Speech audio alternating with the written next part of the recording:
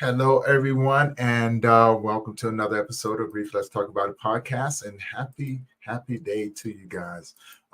Today we have another special guest, man, and we're going to be talking about some really great things. She's an amazing person. We've already had a conversation. So before we get started, I wanted to remind you that this is for educational purposes only. And if this is your first time tuning in, do me a favor, head over to that YouTube channel, hit that subscribe button, hit that bell notification so you'll be notified every time we drop a new episode. Now, without further ado, I'm going to bring on my next guest, Yorana, and we're going to get into her story, right? You know what I'm saying? And if you guys have any questions, do me a favor, put it in the comment section. We'll be happy to answer those as we go along. Now, you guys sit back, get your pads ready, and get your questions ready. All right. We got another amazing one for you. Yorana. Hello. Hello, Tony. It's so nice to see you. Yes. We finally got it in today, right? You know Yay! what I'm saying? Life happens as we already know, right? You know what I'm saying? Yeah. So, welcome to the show. I'm definitely looking forward to having a great conversation with you. Since the last time I was like, I just can't wait to, because we speak the language of grief, right? We do. And you have a really good story and that expert um, path that you've been on with parents and everything else. So without further ado, go ahead and introduce yourself. Tell people where you're from. Yeah, absolutely. So I'm Yaron Boster, and I am from New Jersey. So it's interesting because I'm from New Jersey, but I left New Jersey. I came back again to New Jersey. New Jersey has a strange pull. There's a weird pull that sometimes happens, especially where I grew up. So Yes, and I'm yes. back.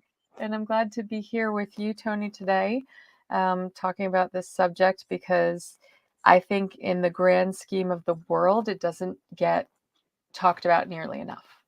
Right. So I'm happy to be here with you to talk about it. Yeah.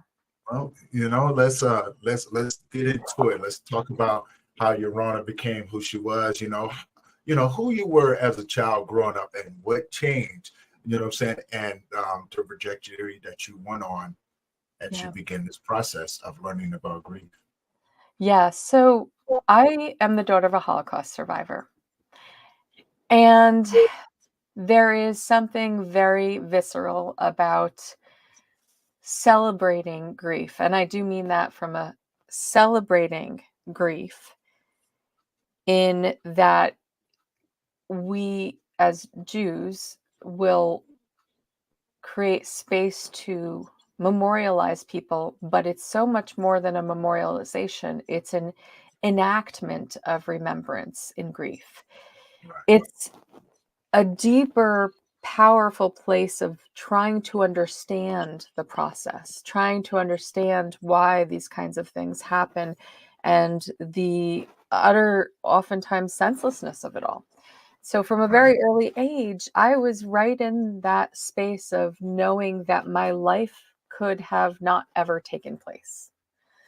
That if not for one small, minor, seemingly minor circumstances that were actually quite profound, that is, complete strangers who chose to risk their own lives to save innocent women, men, and children.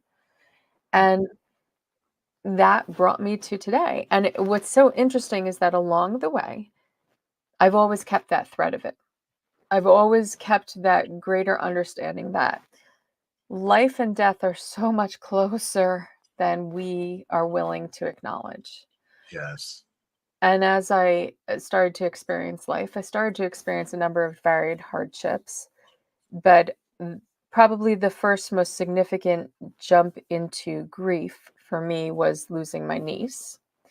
And the profoundness of losing her really was, we were always ready. We were always assuming that at some point her life and that of her brothers were going to be cut short before ours. In the natural course of things, usually it's the parents who go first or the adults who go first, and then the kids we all are in that growth process and death process constantly, the living, the growth, the living, and the death. But when you have children with disabilities, you gain and profound disabilities. My niece was profoundly disabled. Um, her life was always measured in minute moments. And so losing her was that first realization that, oh yeah, life is really, we don't know when. It's not about an if, it's about a when. And that Right. kind of then propelled onto losing my father, taking care of him until his final breath, then losing my mother. And along the way, while I was dealing with this, I was also dealing with infertility struggles. So I was having infertility struggle and loss and infertility struggle and loss.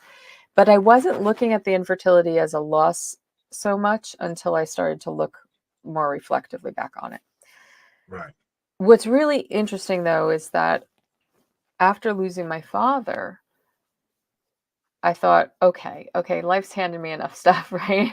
You'd think, and then sitting with my mother and her telling us, well, they found a mass on her lung, was this moment of,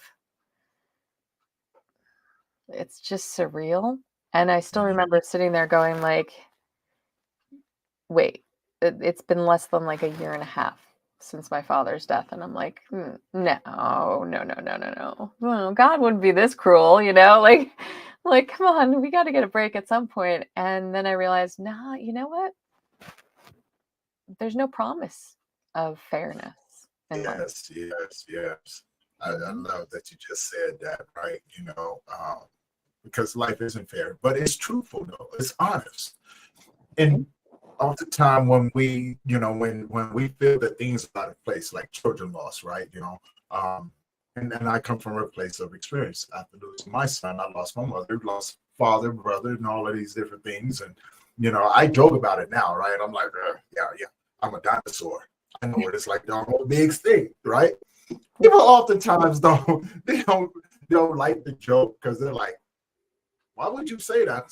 Because I am, right? You know what I'm saying? Let's look at the reality of it is my younger brother, the one who should have been taking over the bloodline when I passed away, as well as my son, they're both gone. Yeah. The one who started this bloodline, my father, he's gone. Yeah. My mother's gone. So not only am I like a dinosaur, but I'm also an orphan.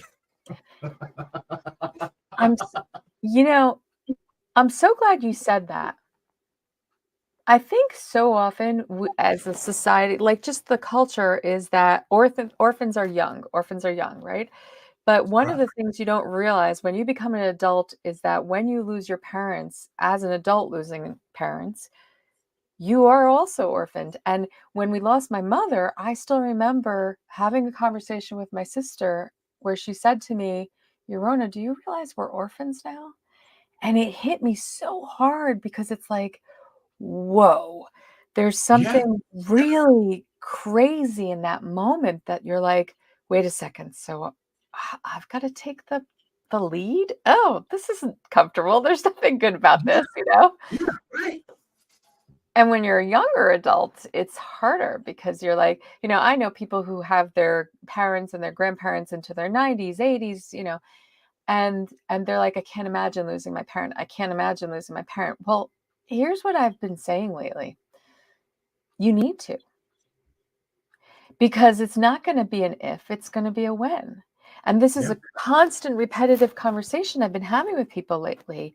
We've got to get past this barrier that makes us stop and not want to talk about loss and grief and death with our young ones, because we're doing them the ultimate disservice. We're not Mhm. allowing them to process the one thing in life that is guaranteed: loss. That is a Well, and guarantee. We yeah, are all guaranteed to experience that. Unless we die exactly. young, we're all Exactly. guaranteed to experience that. And then guess what? If you die young, somebody else is experiencing your loss. So Hmm. why do we run so hard from it? And one of the things that I just had a conversation with somebody about was the reason why I think you and I click really well. And we also find, and I know people are going to go like, you guys are insane, but we find the joy and purpose in this conversation, Right. and Right. the smiles and the laughter is because we've come out the other side of it and been able to find the happiness of it, the joyful side of it, the understanding that we should truly relish the time we have. And nobody quite gets that until you've experienced loss. You can talk about it as much as possible, but you can't really get that. So I got to tell you something really interesting. I just had a Okay. conversation with somebody earlier, and I was trying to explain the pain of it. Mhm. And it was really hard because the thing about grief is it doesn't end. You don't lose grief. You don't No. get over it. You don't suddenly miraculously have your grief disappear. It's not like that. You actually live with it. Mhm. And how you live with it, well, that's up to you to decide. But one of the things that I came to realize was this. We were talking about this moment where I explained to her how I've met so many people who are scared to delve into that pain. You know, somebody who told me, "Oh, I anytime I think about the people I lost, I just start crying and I'm so afraid I'm never going to stop." And I realized something in that moment. I said to her, "Here's the interesting thing. It's kind of like labor, like actually birthing a human. Ooh. Ooh. There's so much pain in birthing a human that you think it's unending. As a woman, you're like, this is, oh my God, this is more pain. This is not manageable pain. This is pain that's out. It's not, you can't describe it to somebody unless you've Right. experienced it. You cannot, there are no words to describe that wealth of pain. But once you've actually experienced the pain of it, there's something that happens in the aftermath. You rediscover joy. You discover a joy, a profound joy, unlike anything ever discovered before in your life. And there's a similarity to loss and grief that Mhm. if you will allow it, and let me tell you, I do know some parents and some moms who've had birth and then they perseverate on the pain of the birth instead of Mhm. appreciating their kids, you know, and what they've got in the aftermath. So I'm not saying every parent is able to, but if you're able to, go through the pain process of the grief. Really let yourself go into it. I mean, let it all out. You know, on the floor wailing, the grief that robs you of your voice. Once you go through that, you will find the beauty on the other side. You Yes. will find the profoundness of the the the joy and the comfort, and you will regain the beauty that you had with that person you lost, because that's what I've been able to do. It's not that I don't cry, it's not that I don't grieve, it's that I purposely lean into the pain of it to be able Mm. to gain the beauty at the other end. Now I want to add to that too, right? Because you and I, we enjoy these conversations because it's like a natural thing. This is our jam, right? You know what I'm saying? When it comes down to talking the language of grief, we're fluent in it. Yeah. Now, before these things happened, we wasn't, right? But we kind of, it was we it kind of found us, right, and opened us up and said, hey, we got something inside of you, and this is what it is. As Yeah. strange as it may seem, this is what's going to take you to the next level. Yeah. And everybody's different. Not everybody's going to do the same thing that we did. So we have to keep in mind that those that are not destined to be grief workers or trauma recovery coaches and things like that, their grief is going to do something different. Right. Now, I love the fact that you said, lean into it and allow yourself to go through the motions, right? Yeah. And not run from it. Now, here's the challenging part. A lot of people don't know that, right? You know what I'm saying? A lot of people don't know that it's okay to lean into it. It's okay to hurt. It's okay to cry. It's okay not to be okay. Yeah. We didn't know that neither. We suffered through it. So when I see someone going through it, I often have to check myself and put myself in my place, right? Because I know for me, my grief fast tracked me. I don't understand why, but it fast tracked me, right? It Yeah. was like, oh, and what I thought, what I'm saying, was years and years and years was a matter of minutes Mm. that I downloaded, right? My brain and my body was like this computer. But it took me being in a position to where I almost took my life. Now, when we in this moment, right? For me, it took me almost taking my life. And that's in that dark place I learned how to sit because I couldn't go anywhere. Now, this is, like when my son passed away, it was 2 years after that my mother passed away. So within the 2 years, I never imagined that I was going to be doing this, right? So that 2 years after losing my son, you talk about the pain, the nightmares, the wishing that it would stop, right? The bad decisions that led me along the path in the process of becoming authentically who I am, right? And I think that's what it takes for us to do. But I for some odd reason, I knew that I needed to be patient with it. And I'm a go-getter, right? You know what I'm saying? You in my way. I'm also a battle dog. So you in my way, you trying to hurt me, I'm coming full force, right? Now what happens, when you have that sort of mentality and you're going full force and you don't know what you're fighting. Yeah. There's not a physical entity in front of me, but I just know inside of me I have to fight. Yeah. Now, not everybody's going to go through that. Life is there. Everybody. I often encourage people, allow your grief to take you where you need to go. That is true. As much as people say, "Oh man, you're inspiring," you know what I'm saying? Like this, you're an example of this and another. Don't do that. Don't put me up on a pedestal. Please don't. Right? Because I'm not. Yeah. My grief taught me who I was. My this is my gift. This is my area of gifting. But it took me going through the stumbling, right? You know what I'm saying? It took me getting butt with it. It took me going through a process of grief that I never even understood. And what I'm looking at myself like, yeah, I'm crazy, right? You know what I'm saying? Like I've just made bad decisions. I just lost every daggone thing. You know what I'm saying? All of these, I've lost everything. Now I'm in a place where I'm just tired of fighting, and now I'm about ready to give up. Yeah, but it's sort of tired now. Yeah, I'm gonna hand it over to you. It's sort of tired that you can't explain to no one. So, say for instance, if God was sitting right here next to me in that moment where I was so tired, I would have looked at him and said, "I can't do it anymore. I don't even know. I don't even know what I'm fighting." Yeah. Yeah. And that's that explanation that I try to give to people, right? You know, like you said, lean into your grief. It's okay to give yourself permission to cry. Absolutely. It's okay to feel that things are out of order because we've been telling ourselves lies. When children die, we feel that things are out of order, right?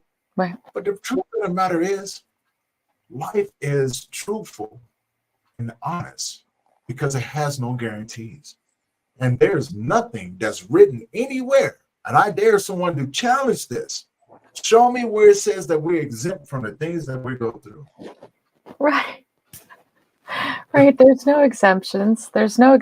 Usually we're not the exception to the rule. We're the rule. And I think that a lot of people, they want to believe in being the exception to the rule. Like, I won't lose my parents. I won't lose my kids. No. This isn't going to happen. And so they use the language of if this is going to be, if this, if. And we have to stop that because the thing is, life is cyclical and we keep trying to resist the cycle of it. And I think that's beautiful because there's a component to that has to do with our survival mechanism. It makes a lot of sense, right? We're geared towards survival. So most of us are geared towards resisting anything that has a direct effect on our survival. Well, death is the ultimate survival kicker, it's the ultimate. So of course, the idea of resisting death is the thing. But what's really interesting is that it's not about that. It's the nobody promises you quantity of life. Survival should be about your quality of life. That's what I keep thinking about. Survival and the resistance of death isn't about resisting death. It's about resisting the things that make your life less worth living. So I think that the best way we can do that is to make our life make most meaning. And the truth is that there's a purpose in your pain. Pain holds purpose. So Yeah. when Yeah. you are given pain, when you're given pain, instead of trying to resist it, looking at it and the why is this happening? Well, you're not always going to get an answer to the why, but what you could look at it as, well, it's trying to tell me something. So maybe I need to listen up a little bit more. Maybe there's a reason this pain is here and I need to listen to what it's trying to tell me. What is it speaking to me? What am I trying to learn from this? And Jews do this. We do this naturally. There's a thing called, it's interesting with as I was saying earlier, with the Holocaust came this idea of zachor, which is the verbiage of remembrance, but there's a specific word to it. It's in the definition of zachor is called the act of remembrance. And the reason that the thing I want people to hear is an act of remembrance. That means it's actionable. When you're doing remembrance of, when you're remembering people that you've lost, when you're remembering hard times, when you're remembering these things, you're not just memorializing them. You're not just putting up a statue or every year on the anniversary saying, okay, this has happened, but you're actually acting upon the remembrance to gain a deeper understanding of what that remembrance is all about. What are we learning from this? Why are we trying to learn something from it? And what are we learning? And what I learned is that as I started to move along in my life, I realized that we could apply that to the individual people we've lost too. There's a Yes. purpose behind the losing. There's a purpose behind that if we are willing to lean into it. And so we can learn from it. And one of the things that I learned is that, most important of all is that you get to choose how you remember them. Most important of all is that, and that doesn't mean you should only choose the good things. What it means is that the bad things about that or not bad things necessarily, but the things they didn't do quite so well, you also get to learn from those too. So one of the things I think a lot about is when I think of my parents, I think a lot about the things they did wrong. And I also think a lot about the things they did right.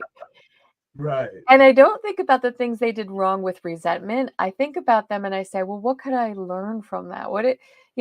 Okay, my mom did this and I hated the way she did this, or I really just it was really hurtful or harmful to me in certain ways, but what did I learn from that? Oh, I learned that I definitely don't want to do that,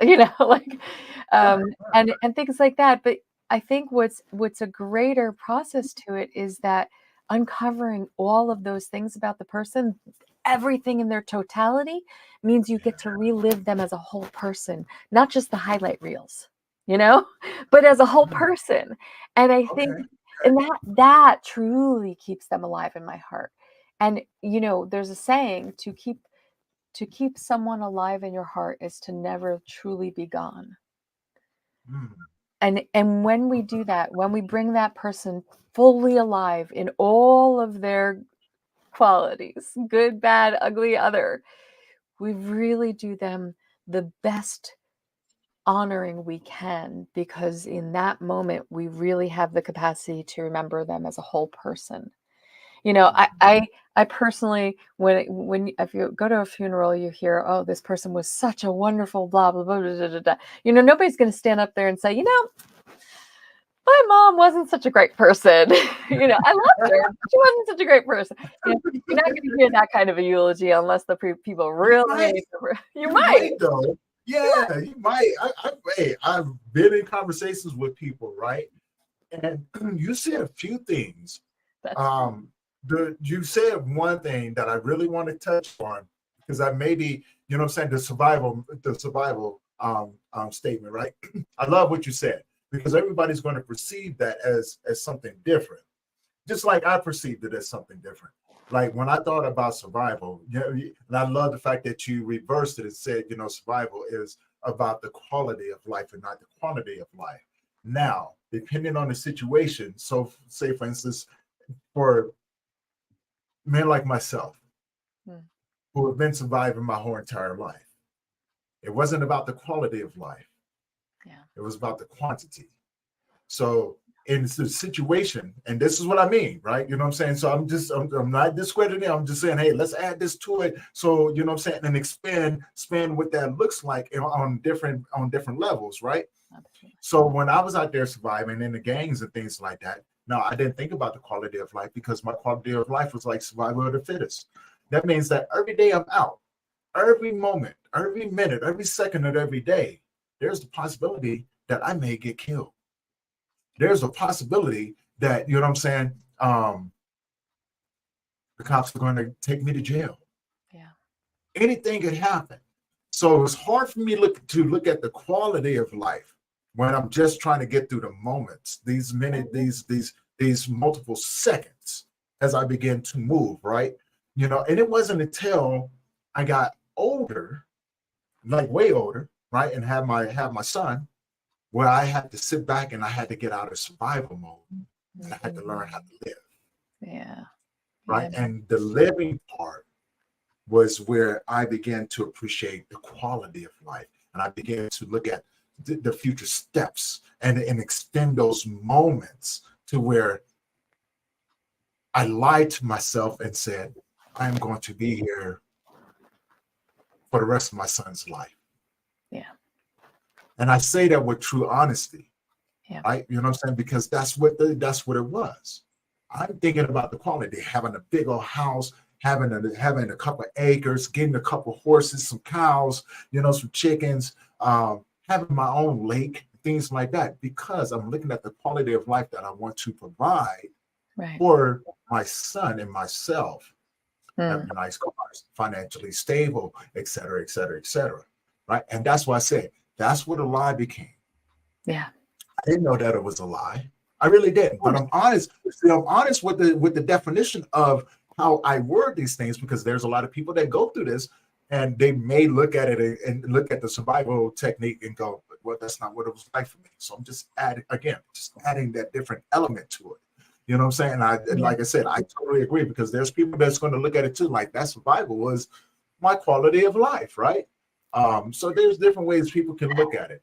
Now, when we honor our loved ones and things like that, now here's the other side. Now, I just want to again add to it, right? Because we can look at our parents and not agree with some of the things that they've done. Yeah. Does not mean that they're wrong, because in life, you know what I'm saying? What we may perceive as wrong, the next person may not. Right? Oh yeah, yeah. It's perception for sure. It's not. It's so much. It's perception tied to your values. Honestly, yes.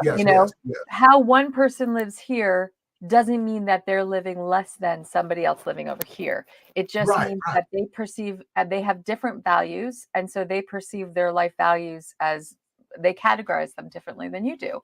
110%. I think what I have come to really learn, and by the way, I've dealt with a lot more death since my mother's passing, of course, unfortunately, and including this past year, losing my father-in-law and my brother. He wasn't my blood brother, but he was my brother. We were in diapers together, and that's your brother? Yeah, he was my brother. My mother used to tease us all the time, like, don't even play with me. I changed your diapers together. Like she. I love hearing that. I mean, the amount of mischief we got up to. Whew. Okay, so that's a different story. Yeah, right. A different story for a different time. But yes. There was a profoundness in the idea that any one person gets to say, okay, I've dealt with this enough, and therefore I'm not going to deal with it anymore. And what I came to realize is, no, I don't get that break. And it's interestingly, when when we fall into a space, that thing tends to get magnified. So Yes. falling into the space of loss, grief, and death, um, it's constantly magnified around me. Right. And, some people will fall into the space when I was dealing with infertility. Everywhere I looked, it was like, oh, there's another pregnant person. Oh, and so is getting pregnant. And it's like, I had a friend once say, like, I could trip over a stone and get pregnant. And I'm like, good for you. Like that doesn't make me feel any better. I But was just about to say, man, that don't make that's not like me. I don't think we really think about the words that come out of their mouth, right? I think it's just a reaction to, what I'm saying? Like, Yeah. I get it, and it's not personal. It's You know not, that. it's not. It's not But personal. what came to mind for me was the realization that when we fall into a particular topic, problem, subject matter, issue, we see it everywhere. It's kind of like when you buy a car and then suddenly you're seeing that same model, make and model of car everywhere you go. It's Right. your brain is more attuned to it. So what's very interesting is as I've fallen into the space of loss, my brain has become a lot more attuned to it, and things constantly are coming my way. For instance, at this very moment, I'm waiting to get the call about my cousin passing away. Um, and I've been thinking a lot about when something comes to you. Again, it's those moments of, do I lean into this thing to learn more about it, not to be right, but to actually gather knowledge, gather deeper understanding that I can actually pass along to other people.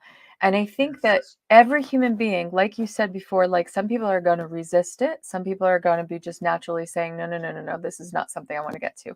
And so it's up to us as human beings to decide, do I fall into this and let myself be a part of this world with purpose?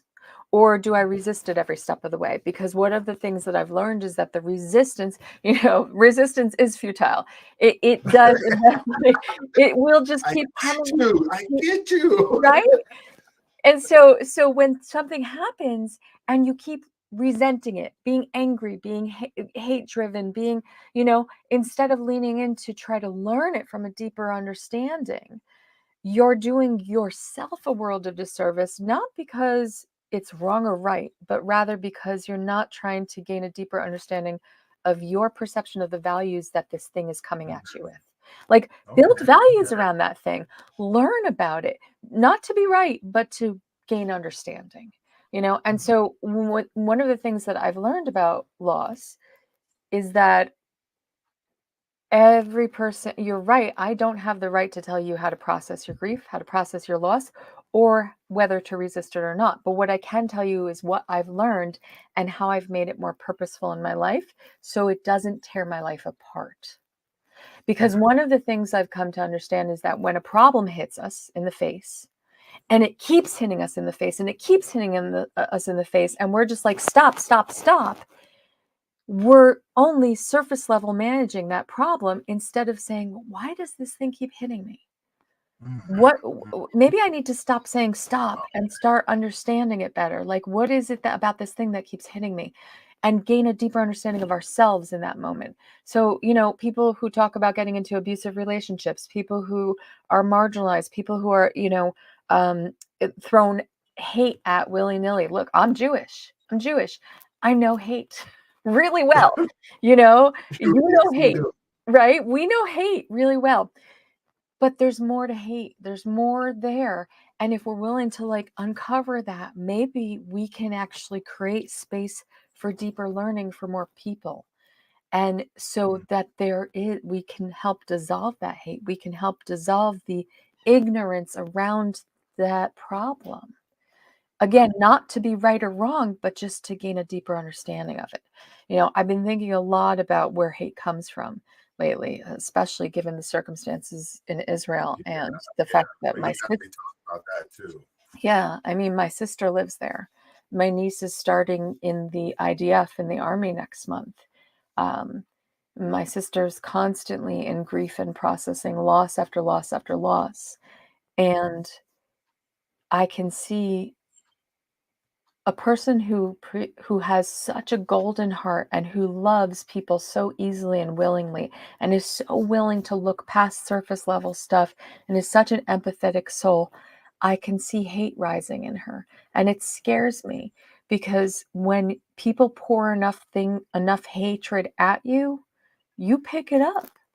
When people pour enough ignorance at you, you pick it up. When people pour enough shame and all of these things, you pick those things up. And the only choice you get is what you're going to do when you pick it up at that point. What do I do with this thing? You know, people pouring hate at me. What do I do with that thing?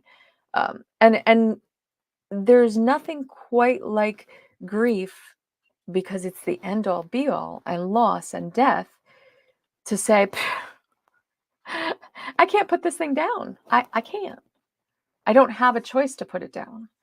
I can resist. I can resist it, but there's a beautiful metaphor that I love to use. It's like when you walk with something and you hold it, over time, it gets heavier and heavier and heavier and heavier. You refuse to put it down. So maybe you should figure out how to better manage the holding of it so it doesn't weigh quite so heavily on you. And if you don't, oh my God. No, go ahead. no, I was simply gonna say that if you don't have the ability or the opportunity or the right to put that thing down, then how you carry it matters the most for you. Very true. Very, very true. You know, and again, you know, I knew when we got to talking, I knew that it was going to be one of those. This is going to be a great conversation, and you know, like touched on so many beautiful things. You know, and I'm thinking to myself, like, yes, then you know, and let's add this element in there, right? Because when we talk, and we think about the people who are going through the grieving process, right? You know what I'm saying? That are you getting hit in the face, you know what I'm saying, constantly getting hit in the face with these challenges and things like that. That, as you said, you know, we want to resist it, right? And that's fine too, right? You know what I'm saying? Because we resist things that we don't know, right? You know what I'm saying? It's just like if you saw a white deer running around, very rare thing. Do you admire it, or do you go, if I kill this thing, I can get its stuff and I can have it forever? Taken away from others who may admire watching it.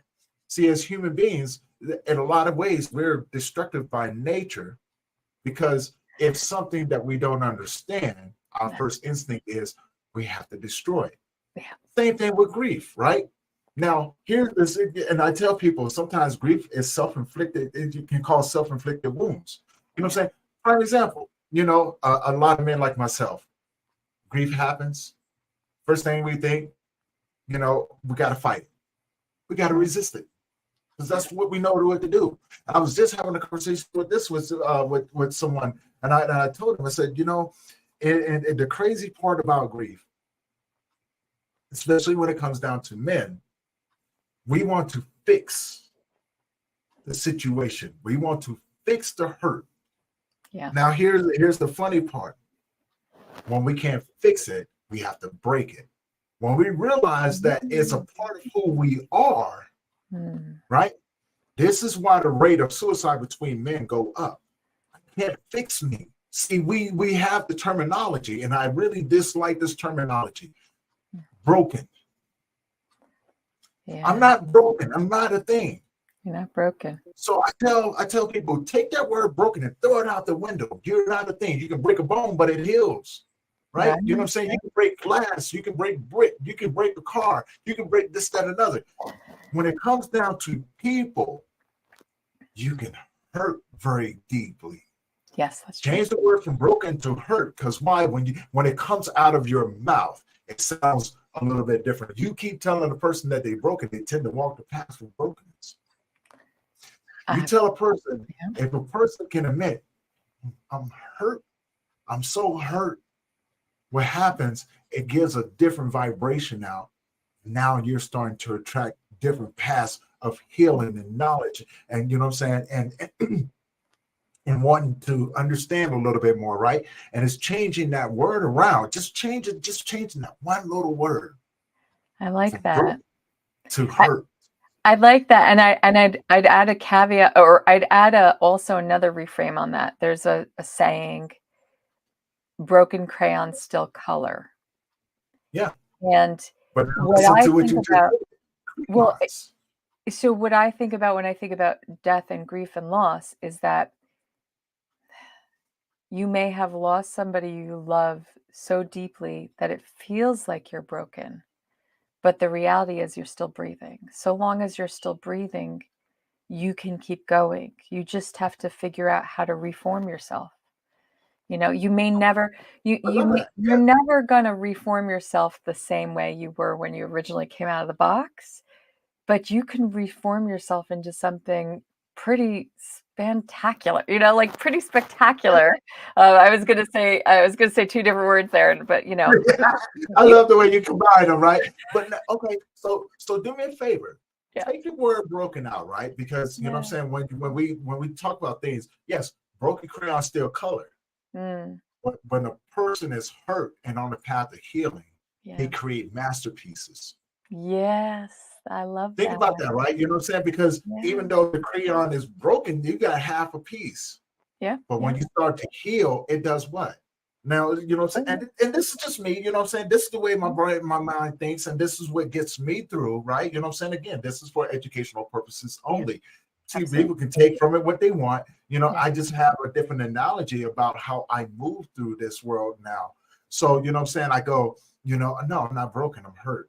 I like When I'm that. hurt, I begin to heal. When I'm healing, I become more creative. What happens in my creativity?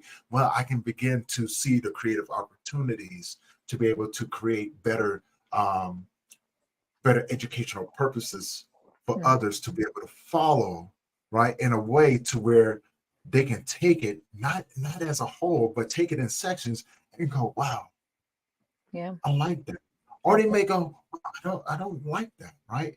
yeah, But it also gives them the opportunity for themselves yeah. to kind of navigate through it. Because the way that we did it, they may not do it that way. But if Hmm. they get they if, when people say and this is tell me what you think about this when you tell a person, oh man, that person's broken, you can only hear that but so many times. Look at the reaction or look how they act as Yes, they believe that they are broken. They tend to act as if they are broken. I agree. See, I don't see broken things as being a bad thing. I've seen so much beauty in things that Mhm. previously were thought to be broken. That, like, I look, stained glass windows, and like there's when you see ones with shards of glasses, like they take these shards that are seemingly all just broken random pieces of glass, and they put this into this magnificent masterpiece. There's an artistry in some Asian cultures where they do the same things. Where they purposefully take a jug, they break it, and then they take the things and they reform it into something else masterful. So when Mhm. I hear the word broken, I actually don't feel a negative connotation to the word broken. Right. It's I not negative. right? It's not negative. I look at my niece and nephew were so severely disabled. They were non-walkers, non-talkers, gastrointestinal tubes. There was so much, but when I would describe them to people who hadn't met them, they heard all that I told them about their personalities. I mean, my nephew was an angel. He was a snuggler. He would coo at you when you were kissing him and snuggling on him. He was just the cuddliest kid ever. My niece was a riot. She was so funny. We'd get her into the van and she would make this sound and this motion with her head. And we're like, no, we're not going to the mall. We're going to the doctor right now. Like, because we knew what she was saying. Even though she couldn't communicate in the traditional sense, she could communicate, and so could he, in so many different ways that I would talk about their personalities. My niece loved the evil villains in all Disney movies and stuff. She would just crack up whenever she'd see like Cruella de Vil and all these different ones, right?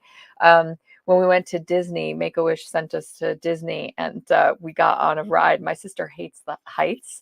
And she was so scared just on the ET ride. Every time my sister was like, oh my God, my niece would crack up even like she was just like so funny. And I'm like, she loved the water. We loved to swim. And my nephew liked the swing and all these different things. And I would describe them and people wouldn't understand. And then I remember I was dating a guy, and when he actually met them for the first time, he didn't know how to enact, just engage with them. And Right. later he said to me, I didn't realize just how bad they were, how, like, I don't think he used the words exactly, but I knew he was implying like damaged and broken and stuff like that. And I'm like, I didn't see them that way. So I never really saw things, you know, you can feel like things can break you. And so the reason why I want to hit on this a little bit more is because I am sure that you have people who say to you, but I'm broken. And instead of saying, no, you're not broken, I say, I would rather say, you may feel broken, but I see something really beautiful forming right now. I see potential for so much in the shards around you. Yeah. And are you Right. willing to step into that potential for something more? Because you Mhm. get to decide how to pick up the pieces. You get to decide how you want to reshape your life here forward. And Mhm. that potential, that opportunity is just waiting for you to grab onto. So as long as you still have one last breath left in you, you get to choose, what do you want to do with that? Yeah. And so I stopped looking at the word broken as a negative connotation. That's Just like I stopped looking at the word weird as something negative because I'm a really We're weird all person. weird in our own way. Look, you know what I'm saying? Look at us having a conversation around grief. People would listen to this and like, these people are freaking off the chain. There's something weird about them, right? But it's totally normal to us. Now, Yeah. just to touch on it, you know what I'm saying? Just to add a different element to it. I think the demographic of who you're talking to, that word we can have a different perception of it, right? Yeah. As a male, as a male, Uh, I said, see now you understand. So you know what I'm saying. So when I talk, you got to understand. I come from a male's perspective. So absolutely. wording is really huge Yeah, when you're talking about men versus women and children. that's true. Women are a little bit more open to the fact of, you know what I'm saying, the different levels of the word brokenness. That's true. Men, we're very direct. I am not broken. That can be offensive, Right. right? And if you tend to put that word, especially with our masculine nature, right? You know Mm, what I'm saying? If we have a tendency of being overly aggressive in a lot of different situations, especially when it comes down to difficult levels of grief, yeah. it's unfamiliar territory to us. We don't get taught how to process our emotions. And when we are processing our emotion, perception versus reality, where does our go to? Anger. If we cannot fix it, we break it, including ourselves. Yes. Ah, right. So, Yeah. you know, it comes from when we're children. When we get our butt whipped and we get told, you keep crying or I give you something else to cry about, we puff up. What does our Right. go-to? We got to Well, go which is punch a wall, which is one of the right? reasons why I'm trying to change the way we shape our emotional Right, perceptions right. and how we Exactly. process them for our kids. And I have a son. So for me, telling my husband all the time, the importance of allowing him space for his feelings Mhm, is mhm. isn't it's not about just that he can throw his feelings willy-nilly all over the place and break things, but rather that he needs to figure out the healthiest mechanism to process his anger, Yes. to process his Yes. his frustrations so that he doesn't try to break things first, but rather, an outlet for that. What I've noticed with men, and especially with children, with young boys, when they're angry about something, you're absolutely right. They do go to trying breaking things. So one of the things that I always say to my son is, you know what? Um, Hitting is only bad when you do it against somebody else or yourself. Punching is only bad when you do it against somebody else or yourself. If you need to take a moment to punch a pillow because you're angry, to get it out of you, to let it Mhm. go for it. Punch a pillow.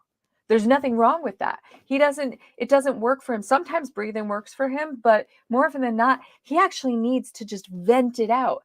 So Right. finding a Yes. healthy Yes. venting is really important. Find that healthy mechanism. So when a man is grieving, I would say, you know what? Go punch a punching bag. Go into a boxing ring. Do something that gets it out of you, to vent it out, to let it out in a healthy way. Right. So we again we touched on that right there, right? And we kind of now putting that other perspective in there, now you get to see it from the other side, right? Like, oh Yeah, wow, okay. you're So absolutely right. and that's what I mean. That's the purpose of learning the way that we do, because you're going to learn something totally different from the way that I learned it. But as long as we get the information, we may come up with similar things. I love And that. it's when we communicate, it's understanding what each other are saying. Are we saying the same things? Are we missing pieces of it? So every time I talk with, what I'm saying, Yorona, I'm learning something different. I'm learning how to be better in my approach when it comes to talking with different individuals, their different personalities. So when I think about grief and the way that we approach it, right? I mean, when you think about infertility, right? I know that that's not my lane, right? I do. I know that's not my lane. So I'm a student because I do know, I do have female friends who may be struggling with that, and I want to know how to show up with them, right? You know what I'm saying? You know, it would be really great for you to show up in the space where men are struggling with it. Because again, if to go back to what you said before, when men feel like they're broken, they want to break more things. And I think one of the hardest things for men is when something that's out of their control, like their fertility, they feel less than male. When a man's been, and I'm going to say this, I hope it just doesn't trigger anybody, but when a man's been assaulted, they feel less than, they feel less than a male. And the idea that they have to be tough, one of the toughest things to do is show your vulnerable side. One of Right. the hardest things to do is show your vulnerable side. So if you can show up in spaces where people feel like they've lost something in that space, because loss carries through to so much more than death. It's Yes. loss of autonomy, bodily autonomy when you're dealing with infertility or assault. Loss of your capacity to, when you lose a job and you don't Mhm. feel, you can't provide. When you lose a home and you can't provide shelter. When you lose loss, that's why I talk about loss from a foundational perspective. I have widened out the idea that loss is a lot more than just death. It's actually loss of very varied things in our lives incrementally. And for children, one of the things that I have noticed in rearing children and raising children, because remember, you're just raising another human being. They may be a Right. child now, but they're going to be an adult eventually. That is our hope. And so you're just raising a little human. And the idea is to build in understanding of loss in minute ways to allow them to process it on a foundational level, to allow them to move through those processes. When they're young, it's often small, the loss of a toy because it broke, the loss of a crayon because it broke, just like these little losses that establish our living, the loss of a good grade, the loss of your first relationship, a loss of a friendship, a loss of a job, all of these things. But all of them build to the inevitable loss, which is the loss of life. You can't get your parent back. You can't get your child back if you've lost them. You can't get that. That is the finite loss, which is the nature of living. And so Mhm. when we get to that understanding that the nature of living is finite, and we can really lean into accepting that, one of the greatest things that it can do is reestablish this idea of quality over quantity, right? So Right. every day should be quality and not quantity. Like, how many, it's not about how many breaths I can get in this day. It's about the quality of the breath that I take, you know? And so one of the things that I see shaping our society is this disconnection that's gaining traction because we're not having these kinds of individualized conversations with people, because we're overly connected to the digital world and we're less connected to the human world, which is a core need of humanity. We need one another. That is a core foundational need, and Yes, we're it is. less connected than ever before. So we need to reestablish these connections to live a quality life, not a quantity life. Because I could go out tomorrow and get hit, and that's done. And then it's done for me. Right. And I don't want my son to be so caught in the why did this have to happen, that he can't figure out how to live the rest of his life with quality, understanding that the quantity of my life wasn't for him to judge or decide. Mm. So for me, that is the most important thing. And in fact, and I wanted to tell you this. So I recently talked with a hospice care program, and they are looking for volunteers to go into hospice care facilities and rehab facilities and nursing homes to actually be companions for people on hospice. And I asked them what it would take to have me and my son be in that volunteering. And she said, well, we've never had a 6-year-old volunteer in hospice, but there's a beginning for everything. And that's my plan, is to bring him with me to volunteer, to be a companion for people who are in the death and dying experience. I love that, man. Because it's Oh my God. Like every time I talk to you, I'm just freaking blown away. Right. You know what I'm saying? I'm blown away that, the things that you do, such an amazing, inspiring individual. And like honestly, like when I have these conversations with people, you guys inspire me to do better, right? You know what I'm saying? Because I'm always striving to be better in this place, in this space, because I'm a student, right? And so it's like when I can, like, you guys inspire me. And then there's no other ways of saying it. Like it's just like I'm blown away, but because I also understand your area of expertise as well, right?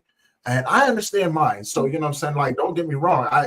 In my area of expertise, you know you're what I'm saying? smart. This is what I'm doing. This is the Yeah, language you're that good. I can understand, right? You know what I'm saying? And I walk it honestly, right? And I understand that, hey, whatever you're going to offer me, I'm willing to accept whatever challenge you're going to come my way.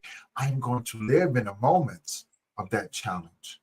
I'm going to extract Mm. that information. As you said earlier, I'm going to extract that information. But what Yeah. I'm going to do, I'm not going to hold on to this challenging moment. I'm going to, once I'm done learning, I'm going to let that moment go, and I'm going to carry the information to the next moment. So that's what I mean about certain things. I tuck my days up into moments, and I go, Mm. in this moment, this is what's going on. Okay, when Yeah. that moment is done, it's like the wind. I let it go. I love that. I I, love I that. let it go. And I go into the next moment, right? And I Yeah. go, I wonder who this information belongs to. Because although I am a student, I am still an educator. And what Mm. I find, and you touched on this, right? We move through connection. Yeah. So although I have this information, I'm already looking for the individual that it belongs to. 'Cause it's not mine. Oh. It's not mine. So through that connection, someone comes and they begin the conversation. Now I have to be in the space with them. I have to show up, you know what I'm saying? And Yeah. and I have to shut up and I have to listen. And when I listen, I go, oh, it's you. You know what I'm saying? I'm thinking you're the Yeah. one that I have. And I give it to them. Mm. They walk away like, wow. You're And you're I the go, you're right, the I'm the gifter. seasonal one. You're the gifter of knowledge, and I think that's really important because We all, y- we all are. Because think about your Rona, right? You know what I'm saying? You've gone through these things. You still experience these things. And I see you and I see the smile on your face. And I see the wheels turning in your head. And you're just like, yeah, this is what I'm going to do, right? yeah. And what you give people is priceless because these are things that you sit around and you think about it, right? You know what I'm saying? Then you come up with a way to articulate to other people. No matter who you're talking to, every conversation is going to be different.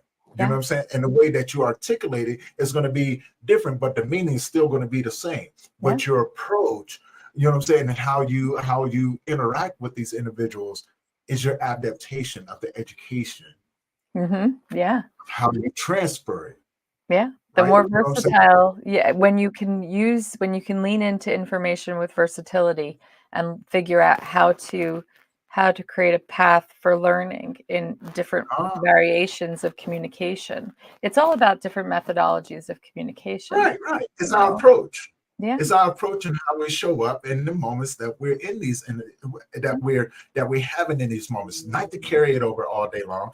You know what I'm Yeah. saying? Because you don't want to carry a challenge with you all day long. It makes for a pretty rough day, right? And Right. unnecessary.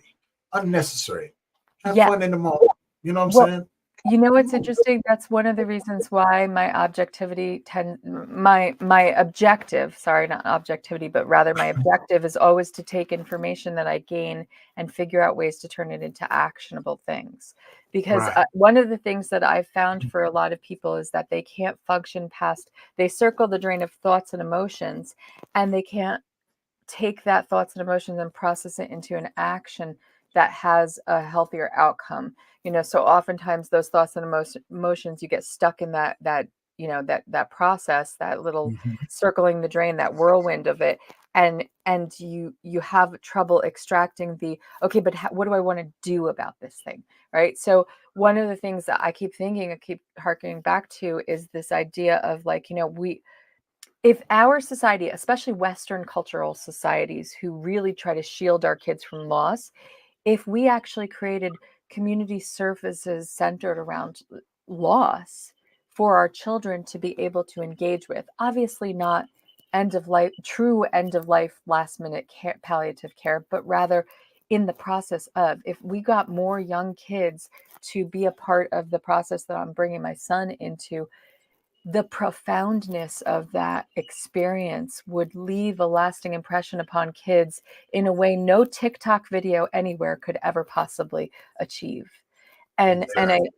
and I want to create that. I want to create a community that's designed to look deeper, that's designed to look in in depth, to gain a greater understanding, and to, as a result, build quality of life over quantity, build quality over external values, and I think that we have that ability, we have the potential for that. We just have to figure out how to make the right connections of people that we can do for Yes. that. We're going to talk after we get off here, Okay. because I'm going to run something across you, and I want to see what your opinion is. And if you're okay with it, I want Absolutely. to invite you to something, but I don't want to talk about it too much.